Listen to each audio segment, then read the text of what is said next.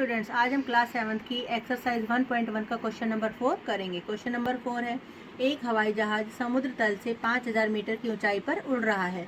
एक विशिष्ट बिंदु पर वह हवाई जहाज समुद्र तल से 1200 मीटर नीचे तैरती हुई पनडुब्बी के ठीक ऊपर है। पनडुब्बी और हवाई जहाज के बीच की ऊर्ध्वाधर दूरी कितनी है? जितना बड़ा ये क्वेश्चन है, आंसर हमारा उतना ही छोटा है। ये मान लिया हमारा 0, यानी ये हमारा समुद्र तल है। संख्या रेखा से समझना क्वेश्चन बहुत आसान हो जाएगा। समुद्र तल से ऊपर यानी समुद्र तल से 5000 मीटर की ऊंचाई पर, यहाँ पर तो हमारा क्या है, हवाई जहाज। और समुद्र तल से नीचे यानी हमारा नीचे की तरफ, वहाँ पर हमारी क्या है, पनडुब्बी है। समुद्र तल से नीचे कितनी दूरी पर? 1200 मीटर की दूरी पर। तो अब हमसे क्वेश्चन में पूछा था हवाई जहाज और पनडुब्बी के बीच की दूरी ज्ञात करो। अब हवाई जहाज और पनडुब्बी के बीच की दूरी कितनी हो गई? 1200 तो यहाँ से यहाँ तक होगी और 5000 यहाँ से यहाँ तक होगी। तो टोटल दूरी हमारी कितनी हो गई? 5000 जमा में 1200, टोटल दूरी होगी हमारी 6200 मीटर। यानी हवाई जहाज और पनडुब्बी के बीच की दूरी है हमारी 6200 मीटर। क्वेश्चन नंबर 5 है, मोहन अपने बैंक खाते से 2000 रुपये जमा कराता है और अगले दिन इसमें 1642 रुपये निकाल लेता है। यदि खाते में से निकाली गई राशि को ऋणात्मक संख्या से निरूपित किया जाता है तो खाते में जमा की गई राशि को आप कैसे निरूपित करोगे? निकासी के पश्चात मोहन के खाते में शेष राशि ज्ञात कीजिए।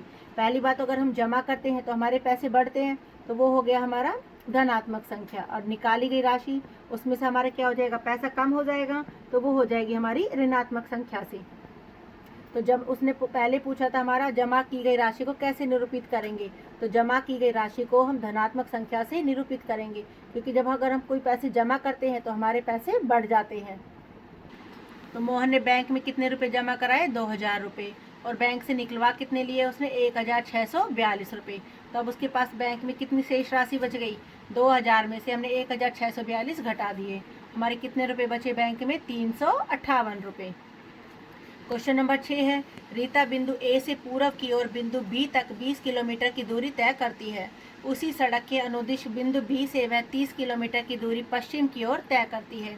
यदि पूर्व की ओर तय की गई दूरी को धनात्मक पूर्णांक से निरूपित किया जाता है तो पश्चिम की ओर तय की गई दूरी को कैसे निरूपित करोगे?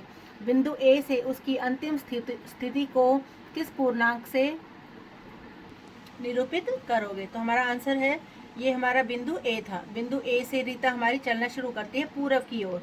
पूर्व की ओर वो जा रही है तो वो हमारी धनात्मक हो गया। अगर पश्चिम की ओर जाएगी तो फिर हमारा क्या हो गया, पूर्व और पश्चिम दिशा क्या होती है, एक दूसरे के अपोजिट होती है। अगर पूर्व धनात्मक है तो पश्चिम हमारा क्या हो जाएगा, ऋणात्मक। तो पश्चिम की ओर तय की गई दूरी को हम ऋणात्मक पूर्णांक से निरूपित करेंगे। अब वो बिंदु ए से बिंदु बी की ओर चली, कितने किलोमीटर चली वो? 20 किलोमीटर। और जब वो बिंदु बी पर पहुंची तो वापस वो पश्चिम की तरफ चलती है, यानी पहले ऐसे जा रही थी, अब वो ऐसे जाएगी। तो बिंदु बी से वो कितने चली हमारी? 30 किलोमीटर पश्चिम की ओर।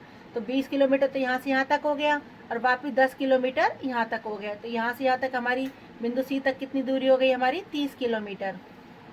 तो बिंदु ए से बिंदु बी तक की दूरी 20 किलोमीटर, और पहले यहाँ से यहाँ तक 20 किलोमीटर चली। फिर बिंदु बी से बिंदु सी तक की दूरी हमारी कितनी हो गई हमारी? 30 किलोमीटर। वो कैसी दिशा में थी? पश्चिम दिशा में, तो उसको हमने माइनस से दिखा दिया। तो बिंदु ए से उसकी स्थिति यानी ए और सी के बीच की दूरी पूछी है हमसे, कितनी हो गई हमारी?